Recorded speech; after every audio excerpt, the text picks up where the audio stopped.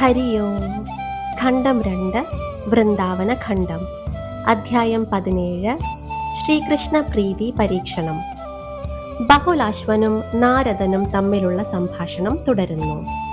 ശ്രീ ബഹുലാശ്വൻ ചോദിച്ചു, ശ്രീ രാധാകൃഷ്ണ കഥകൾ എത്ര കേട്ടിട്ടും എൻ്റെ മനസ്സിന് മതിയാകുന്നില്ല. അല്ലയോ മഹർഷി, രാധയുടെ തുളസി വ്രതത്തിന് ശേഷം എന്തൊക്കെ സംഭവിച്ചു എന്ന് പറഞ്ഞു തന്നാലും?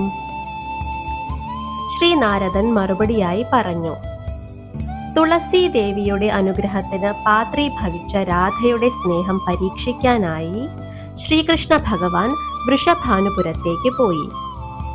എല്ലാ ആഭരണങ്ങളും ധരിച്ച ഒരു ഗോപാംഗനയുടെ വേഷത്തിലായിരുന്നു ഭഗവാൻ അവിടെ പോയത്.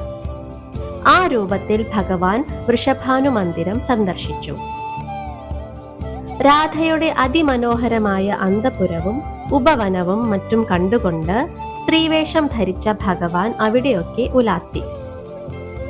മണിമന്ദിരത്തിന്റെ മുറ്റത്ത് ആ നവഗോപസുന്ദരിയെ കണ്ട രാധ ഭഗവാനെ ആലിംഗനം ചെയ്ത ശേഷം സ്വാഗതമരുളിക്കൊണ്ട് അകത്തേക്ക് കൂട്ടിക്കൊണ്ടുപോവുകയും അവിടെ സിംഹാസനത്തിൽ ഇരുത്തിയ ശേഷം ഉപചാരങ്ങൾ അർപ്പിക്കുകയും ചെയ്തു. അനന്തരം രാധ സ്ത്രീവേഷം ധരിച്ച ഭഗവാനോട് ഇപ്രകാരം ചോദിച്ചു, സഖി, താങ്കൾക്ക് സ്വാഗതം. നിങ്ങളുടെ പേര് എന്താണ്?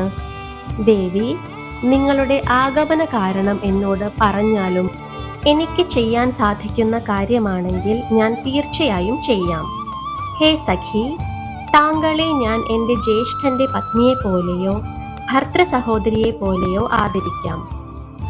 ഇത് കേട്ടിട്ട് യുവതിയുടെ രൂപത്തിലുള്ള ഭഗവാൻ രാധയോട് ഇപ്രകാരം പറഞ്ഞു, നന്ദഭവനത്തിന്റെ വടക്കു ഭാഗത്താണ് ഞാൻ താമസിക്കുന്നത്.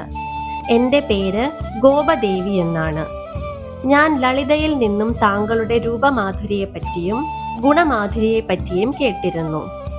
അതുകൊണ്ട് താങ്കളെ കാണാനായിട്ടാണ് ഞാൻ വന്നിരിക്കുന്നത്. ഈ നിത്യനൂതന നഗരം ഞാൻ നേരിട്ട് കണ്ടു.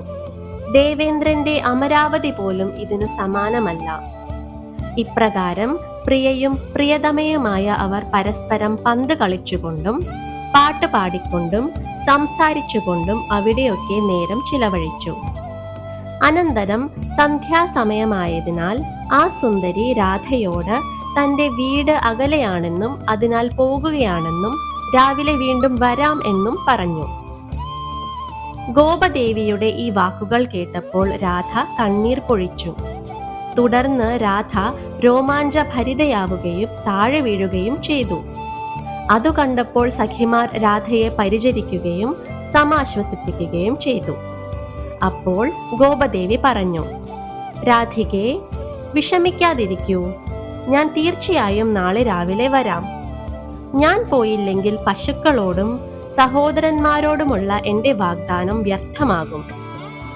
ഇപ്രകാരം പറഞ്ഞുകൊണ്ട് സ്ത്രീവേഷധാരിയായ ഭഗവാൻ രാധയെ ആശ്വസിപ്പിച്ച് നന്ദഗൃഹത്തിലേക്ക് പോയി. ഇവിടെ 2ാം ഖണ്ഡത്തിലെ 17ാം അധ്യായം സമാപിക്കുന്നു. ഹരി ഓം.